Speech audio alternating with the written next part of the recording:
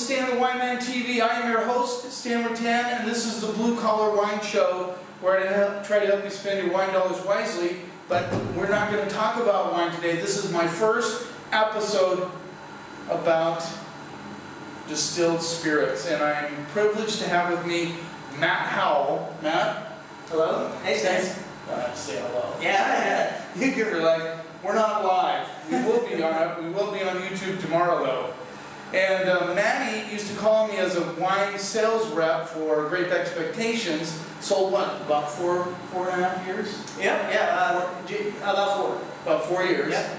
And we got to know each other really well, and he told me about this idea he had of doing a distillery, and now it's a real deal. This is his tasting room. It's called Chuckanuck Bay Distillery, and it's on Railroad Avenue in downtown Old Town Bellingham, and it's on an alleyway right kind of behind Boundary Bay Brewery, which is just right up the hill, right behind us, a little bit further down. So if you're ever in Bellingham and you want to check it out, cool tasting room, cool distillery. And Matt, I want you to tell us what made you decide to get into doing bourbon, gin, and vodka, and all the other things that you're doing right now. Sure, yeah. So, always had a passion for alcoholic beverage of every variety,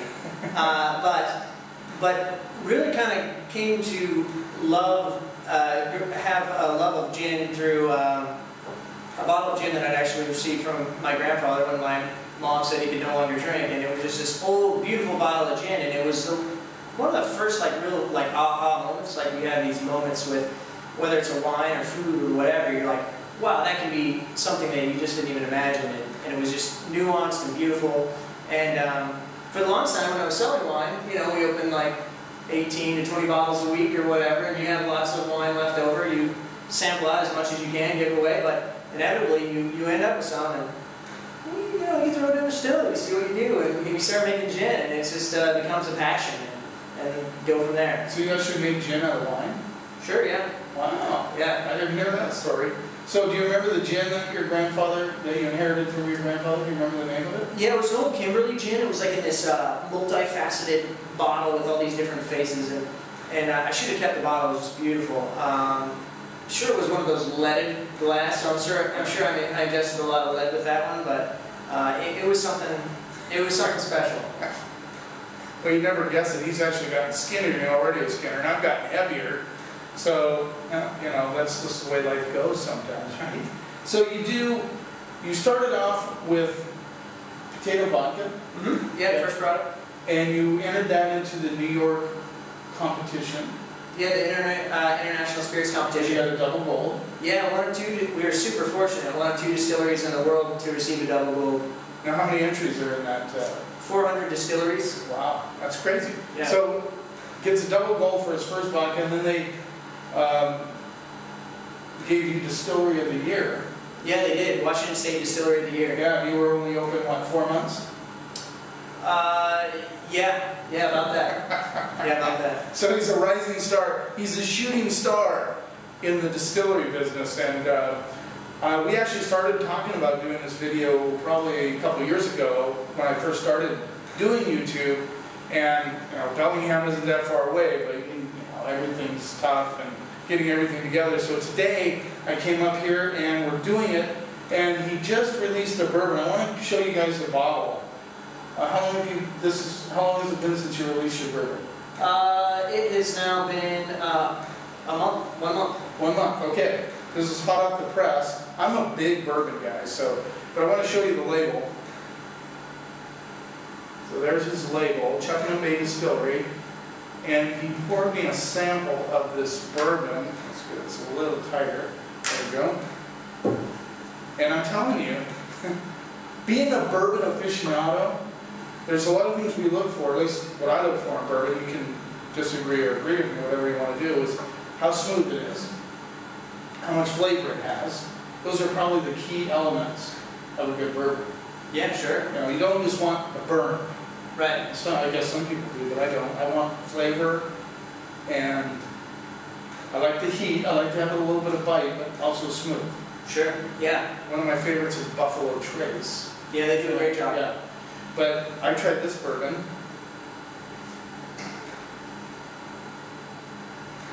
and it has all of those things. It has heat, it has a little bite, but it's smooth and it's delicious. You hit all the elements. Thank you, yeah. So what's the composition on this again? So yeah, we took corn down a little bit, so we're about 60% corn, mid-20s with the rye, and then the remainder is just wheat and barley. We took the rye up because we found we were getting this really nice, spicy, resinous quality. It also took down, lots of times, bourbon get really sweet, especially when you go real heavy on the corn. Mm-hmm. And so by going heavier with the rye, we found that it kind of broadened the profile a little bit, and it comes off a little less sweet. Yeah, it's real obvious. So, like, just for an example, what is sour mash whiskey? What is that composed? What's the composition? Like, let's say Jack Daniels, Black Jack. Yeah, I mean, so the thing is, Jack Daniels, that's an interesting one because, I mean, it's Tennessee whiskey. I think a big part of that is really just trying to differentiate themselves from Bourbon County, Kentucky, you know. But aside from doing a filtration and then a pass back through, I think it's Maplewood or something like that. I mean, it's predominantly corn. With the sour mash, what you're doing is you're kicking back in, you know, your previous ferments and sometimes bits of distillation to that process, since you get, you know, the aromatics of that ferment are sour. Yeah. You know. And it is a sweeter, definitely a sweeter. Right. And I whiskey. think, yeah, and I think a big part of that is that pass through that. And I think it might be sugar maple. I think it's sugar maple. I mean, no, yeah. I'm on video for this, but I believe qualified. This is you're just guessing. Right. Yeah, but you have some general idea. Yeah. I use Black Jack because that's probably the biggest selling whiskey, probably overall, just because it's been around so long. Yeah.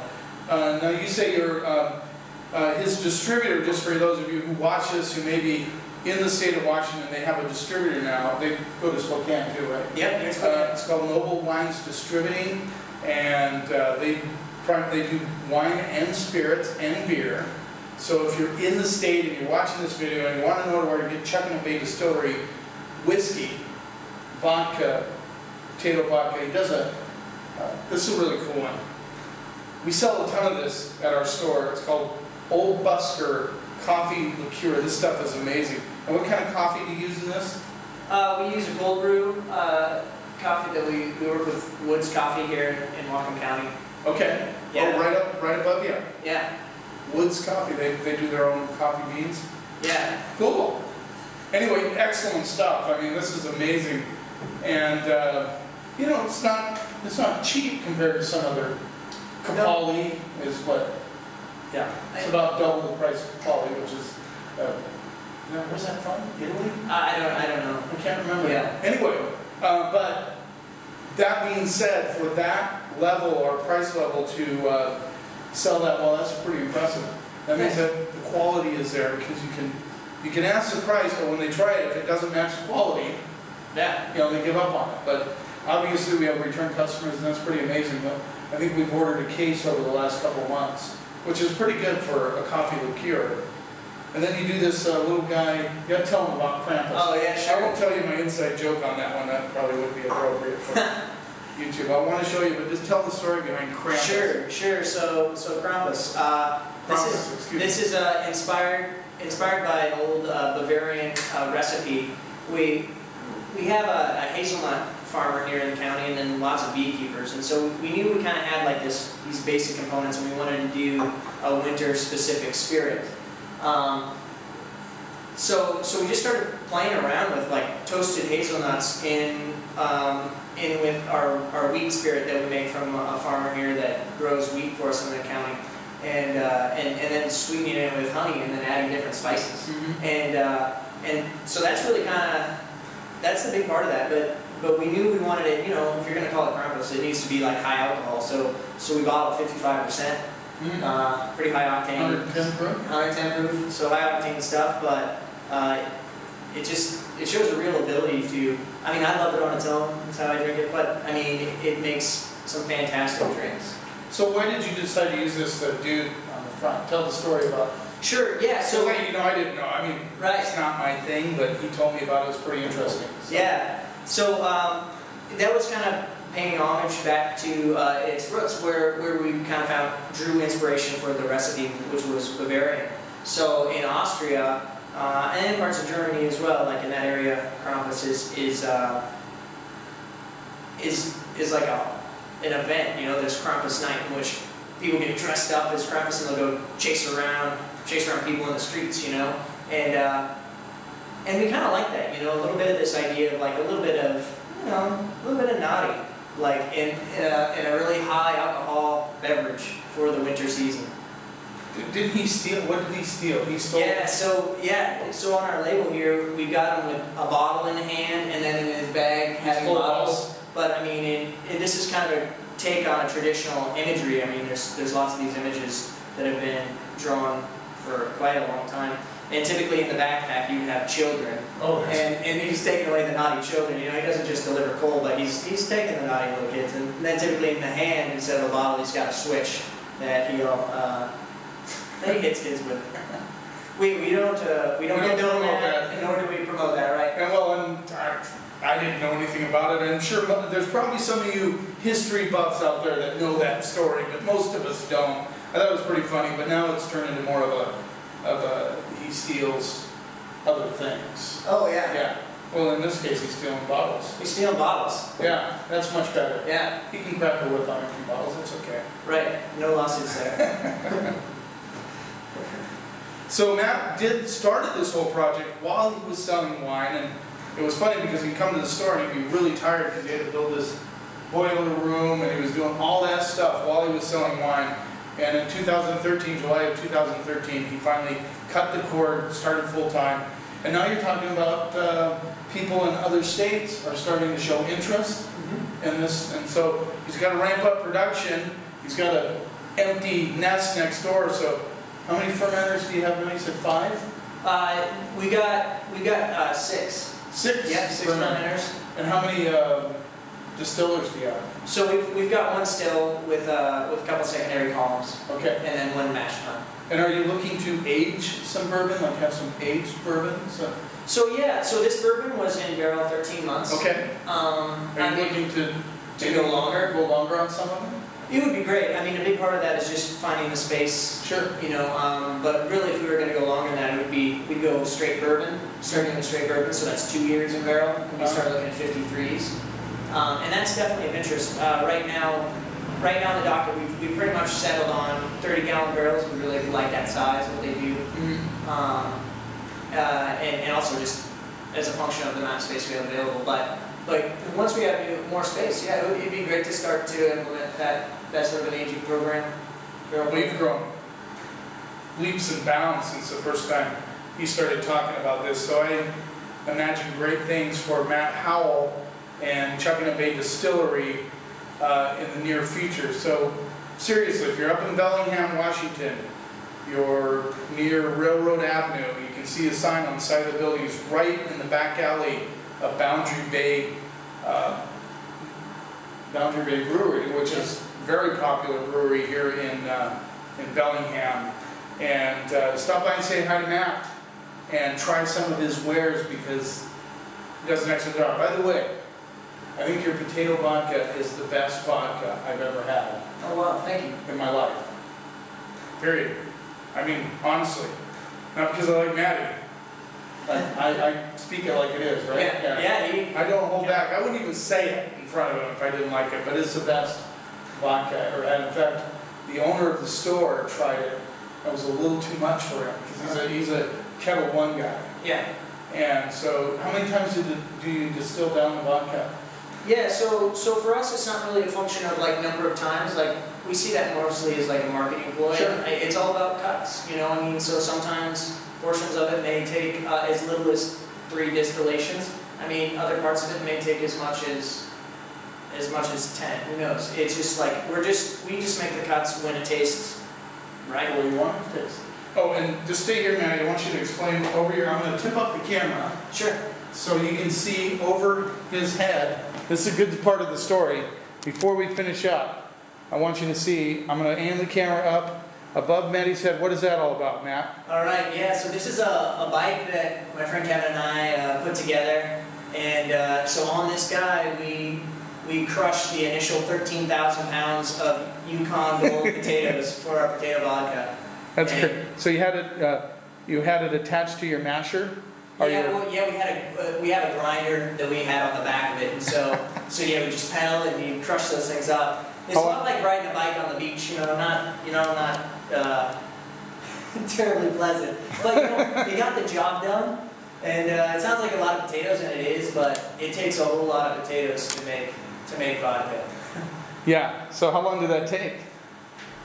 Yeah, so I mean, once I kept kind of refining the grinding apparatus. So initially, it would take, I could do 100 pounds in about 2 hours, which was way too long. But then by the time I was done, we were getting it to where we could do 100 pounds every 12 minutes.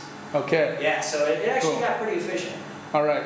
Now I'm going to unplug the microphone. I just want them to peek into this, because this is rustic stuff here. I mean, this is really cool. Like, you get to my heart, you get a place like this where you're in kind of like a garage winemaker. You're a garage bourbon and vodka and gin maker. Yeah. So we're going to just take a quick look. Why don't you open the door, Sure, Maddie? yeah. I'll just unplug here real quick. So we got back here. This is a two-man operation, by the way. I don't want to get too jiggly here. But this is Matt's fermenters. And what's the dude's name again? Tony. Tony is his works with him. But there you go. That's your still, right? Yeah. There's your still. There's all his fermenters. There's the roof.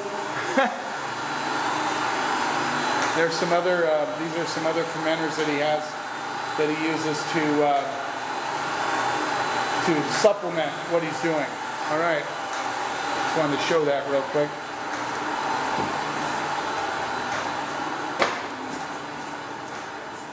Hopefully that's not too jiggly. You know, I get motion sickness.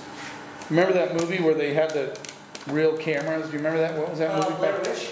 Yeah, Yeah. not the other one. The one with the earthquake and the aliens coming to attack the earth. Anyway, Oh, I don't know. I had to leave it. Oh, did you? I couldn't take the motion. It was too much. Yeah, so some people don't mind that. I do. Anyway, Matt, thank you so much Yeah, for taking the time. And seriously, if you get to Bellingham, come down to see Chuckanut Bay Distillery. Try his stuff. You're going to love it. And I'm not going to finish the way I normally do because it's not about wine. But remember, always try new things. And if you really want some good distilled spirits, look up Chuckanut Bay Distillery. By the way, I'll link up the website on this video so people can go to your website. Oh, perfect. Check it out, see what it's all about. Thanks for watching. And remember, keep on drinking.